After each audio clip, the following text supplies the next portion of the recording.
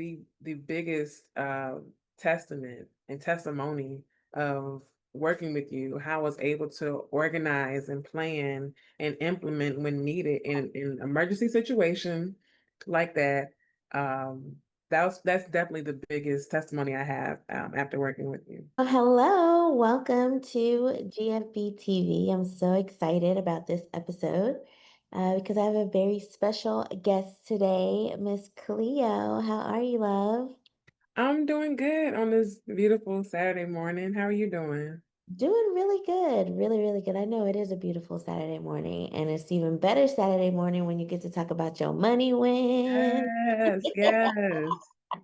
I love that. So let's just dive right in. Okay. And tell the people a little bit about you, who you are, what you do, where you're at, things like that. Okay, well, my name is Cleo. I am from Virginia. That's where I currently reside, and I'm in cybersecurity. I've been doing that for about 16 years or so, and I've been working with Elle for quite some time now. So, um, I think that's a good synopsis. I don't know if you want to go into like the personal. No, that's good. We're going to dive into some more questions so we'll get to know you a little bit more. So, yeah, we were just looking at the numbers earlier. We've been working together since March of 2021. Yeah, yeah. So it's been a little while. And I'm like, man, we should have done this a lot sooner, but I'm glad that we're doing it now. We had a little small pandemic, so it's okay. Yeah. Yeah, we'll blame it on that. Okay, so Cleo, if we could think back, right, 4 years prior to now, Ooh, okay. how did you first find out about Girlfriend's Budget? I actually know you through a girlfriend of mine. And she's friends with a good friend of yours, Miss Sandy. Mm-hmm. And she's from Texas. So, they were friends. They knew each other a long time. And she would promote your business. I think she worked with you for a little while. Her name is Malia. And she posted some things that you did on Facebook years ago, way before 2021, and it intrigued me. And I didn't join right away, but it intrigued me. And I think I liked your page and I followed you. And I even started coming to the Talk to Me Tuesdays Facebook time, years ago. Yes. Yes. Mm-hmm. Yeah. So that's how you first found out about Girlfriend's Budget. So what was it that intrigued you? What was it that made you even interested? Um, I was working on my finances at the time. And if I recall, it was maybe around like 2016, 17-ish. And so that was in the forefront of my mind. And then to see somebody that looked like me that was doing that, it not only intrigued me, it made me, I guess, trust you a little bit more, if that makes sense. Cause it was just like, I don't really know you, but it's a familiar face, kinda. You're very friendly, very forthcoming with a lot of financial tips, and it seemed like it would kind of be like a if I had a question, you seem very warm, a warm person, a warm resource I could go to, but like, "Hey, I have a question," and it wouldn't be a problem. It didn't feel like a scam. It felt welcoming and informational. I'm so glad because that's the whole mission and purpose behind Girlfriend's Budget is to be like, have financial information be relatable, Yeah. and not feel scary or not feel overwhelming or feel like terms are going over your head that you're not familiar with. And it's sounding like you're saying representation matters because it does, Yeah. like there's all kinds of financial gurus out there, and I'm not naive to that fact. But there are not as many that look like you and me. Yes. And for me, and that might not be everybody's case, but for me, that made a difference. Coming into an area that's already intimidating and it can be life altering. So it's a big deal. So you want to feel safe. I totally agree. Yeah. 100. Um, so let me ask you, what were some habits that you felt like you struggled with before working with me and joining Girlfriend's Budget? Diving deep into the details of how much money I had, where it was going, and then also planning, really planning was probably actually the number one thing is planning far out of where money's going to go on, like maybe an upcoming trip or some big purchase that I would like to make. Knowing that it's happening, it would just be like, I'll figure it out when I get there. So making the budget and implementing the budget on a routine basis is probably the one of the biggest things that's changed. I love that. Yes. Let me ask you this. Like, do you feel like, because I know sometimes we've had conversations in our one-on-ones and you like, I want my duffel bag to be overflowing. Duffel bags, Cleo's duffel bag is her spending money. So Yes. we all like our spending money. Cleo's like, I want a duffel bag. I want to be able to drop my duffel bag down and be like, I want to pay for everything. And I love that about you. And so I'll say this, like, even with that, like, even with us planning the spending money and how much you'll have or how much you have to spend, do you feel like, you can't do anything, like you are not able to live life, that you are restricted from other freedoms besides just paying bills? So when I first started doing this process, which was new, um, everything seemed kind of it still seemed kind of scary because it was still like, okay, I'm entrusting my money to somebody that I don't know. So that was already a little scary. And then in my head it was like, well, I'm giving myself money to spend, but I want to still basically do what I've been doing, which was like making it seem like I could spend my money whenever, wherever. So it seemed that way, but it wasn't. Because I never got to a point where it's like, I really want to get this, but I can't because I don't really spend outlandishly. Um, but as I got out of those, they're really like mental walls of my perception of things and really looking at it, it was like, actually, I have money to spend. No, I know I don't feel restricted. No, I can't go out here and buy a Maserati just because, but I have plenty of money to spend from paycheck to paycheck. And it's not about it was kind of a financial immature way of looking at stuff where it's like, I want it now, I want it my way. And so I think I've matured in the financial mindset. And now I'm like in the financial adult, right? Instead of a financial child. So I've grown in that way. And it's like, it's not restricted. There are always going to be boundaries, but I'm not restrained to not be able to do anything. I can do stuff. I just have to know where the main stuff that has to that has to that my money has to be utilized for, which are bills and maybe some other unexpected things like that speeding ticket.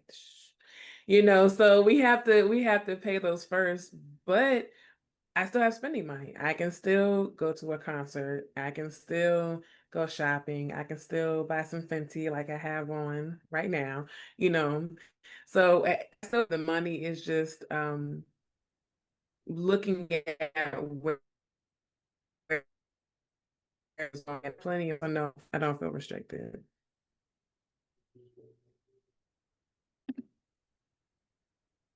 Okay, so let's talk about some of the wins that we've had during the time that we've worked together since 2021. Now Okay. we're in 2025. So both of us, we were kind of looking at the numbers together. Mhm. And when we first started, and here's the thing, you never really had a problem with making the money. That wasn't really the issue of making money because the jobs that you were at were all pretty high paying jobs. So it wasn't like the money you were making wasn't enough to cover your bills and some. So I also want people to understand that because sometimes people think, oh, well, my budget isn't working for me just because I'm not making enough. You know what I mean? When Yeah. really they probably are making enough. They just can't see it because it's unorganized. Yes. So even with you a high paid, being in a high paid position, the credit score when we first started working together, we were like mid 500s when we first started working together 4 years ago. But now we're like high 700s. And that's like a 200 credit score increase, like within that time Yeah. frame. Yeah. So, like, I want other ladies to know too that just because you're making a lot, that doesn't necessarily equate to other things. It doesn't equate to having a lot in savings. It doesn't equate to having a high credit score just because you make a certain amount. Would you agree with that? I do. And excuse me, I think that describes me. I wasn't organized. I remember just our first day of working together, and we did my accounts differently. I was a high earner in the field that I'm in. I I've been able to make money at any job that I had, and the career path I've taken, I've had a few jobs. Even just the short amount of time we've been working together, I've had a good number of jobs, and they all were pretty high earning jobs. However, my credit score didn't reflect that. My financial organization didn't reflect that either. And after working with you, I do remember having the thought, just the first day of working with you, one of the first things we did was reorganize my savings accounts and my um I want to say my credit accounts, my checking accounts.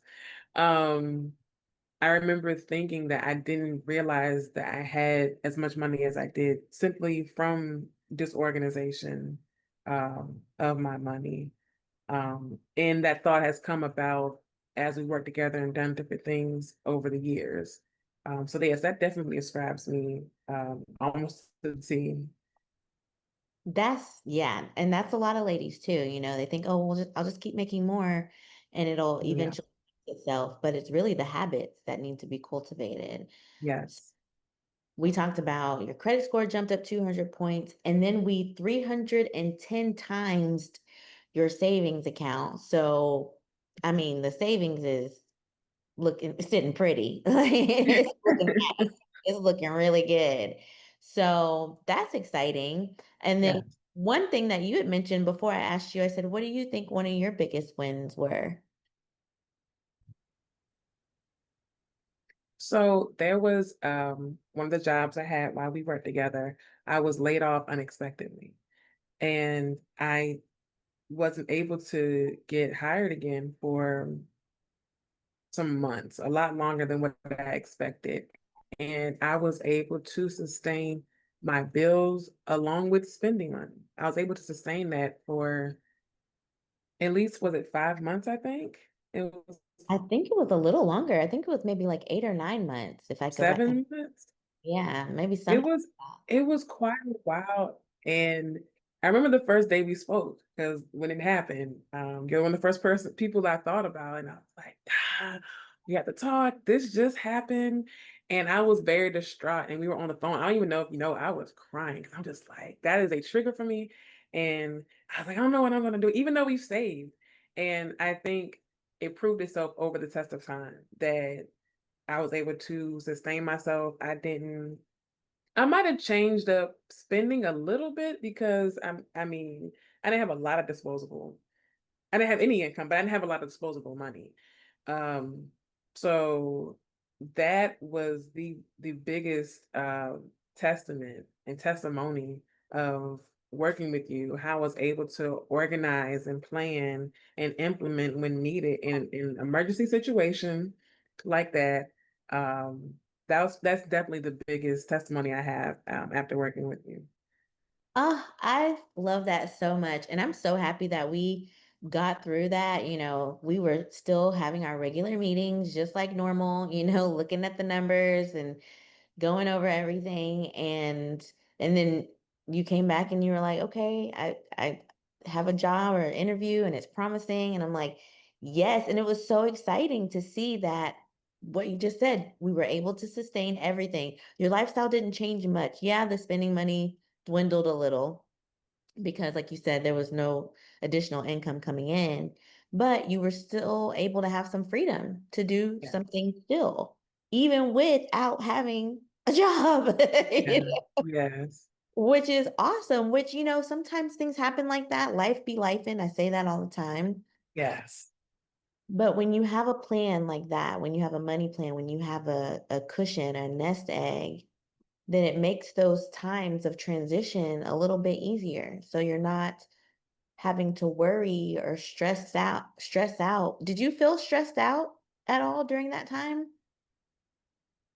In the beginning, for sure, distraught of like, I don't have a job. But our plan sustained. I never was stressed out about that. I just wanted to keep adding to my savings. I was seeing my savings go down. It was nice to have savings, but also I had to remind myself that that's what it's for. It's for things like that, and I'm able to even pull from it. Because I've had employment where I wasn't able to do that, unemployment where I wasn't able to do that. That was very comforting. And unless I told people that I wasn't working, nobody knew anything had changed in my life. Exactly. Yeah. Yeah, I know, and that's what's so beautiful about that. In most cases in America, more than half of Americans don't have 3 months of savings. They don't even have $1,000 in their savings. So if $1,000 emergency popped up with a car or medical or whatever, most Americans don't have that to do that. So the fact that you were able to be off of work for months and still not really have much of a lifestyle change is yeah, definitely, commendable, you know. yeah. So that's amazing. So let's keep going. A couple more questions. Okay. Last two questions, I'll say. What are you looking forward to most in your life and your financial future? On the happier side, like, being a homeowner, is the number one thing I'm thinking about. That's going to be so exciting because I know that's been a long-term goal of yours, and I'm so excited to like when we actually do get there. I'm gonna come to Virginia. We're gonna be popping champagne bottles, Yes. all the things. Have a big old party and celebration because I know that that's something that you desire, and I'm Yeah. excited to get there. Yes, thank you. Thank you. Definitely have the invite for the housewarming parties. It's gonna be a couple probably, you know. Okay. I love that. Okay, last question. What advice would you give to any woman who's maybe watching this or has been looking at Girlfriend's Budget, maybe following on social media, but hasn't made the necessary steps to actually get started? What advice would you give to a lady like that? I would say take the leap and take the chance. That they were drawn to your services for a reason. They were drawn to you specifically in this service field, in this industry for a reason. And I would say take the chance and don't let fear or apprehension, because we're always going to be apprehensive about something that we don't know. Um, and maybe people don't like this word, but maybe not be stubborn, maybe not feel like, well, I could just figure it out myself. That would have happened already. And it's okay to do stuff scared because I was kind of scared in the beginning. Again, it's like, okay, I want to do it, but I also don't know this person. I also have never let somebody into my finances, but that's also their job.